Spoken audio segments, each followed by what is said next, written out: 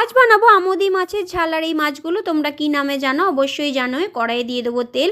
তেলের মধ্যে মাছগুলোকে এপিট ওপিট ভালো করে ভেজে নেবো। মাছ ভাজা হয়ে গেলে কড়াইয়ের মধ্যে আবারও তেল দিয়ে কালো জিরে ফোড়ন দিয়ে দেবো। তারপর পেঁয়াজ কুচিটাকে দিয়ে লাল লাল করে পেঁয়াজটাকে ভেজে নেবো।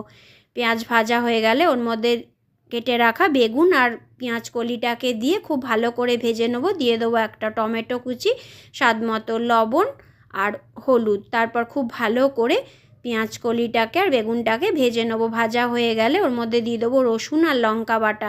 ভালো করে কষিয়ে নিয়ে দিয়ে দেবো লঙ্কার গুঁড়ো আর সামান্য একটু ধনিয়ার গুঁড়ো।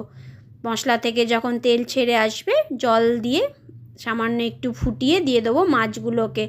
তারপর উপর থেকে ধনেপাতা কুচি দিয়ে সামান্য একটু কাঁচা তেল দিয়ে দেবো। নামানোর আগে নেড়ে চেড়ে নামিয়ে নিলেই তৈরি হয়ে গেল আমুদি মাছের ঝাল। অবশ্যই এভাবে একবার বানিয়ে দেখো, খুব ভালো লাগে কিন্তু খেতে।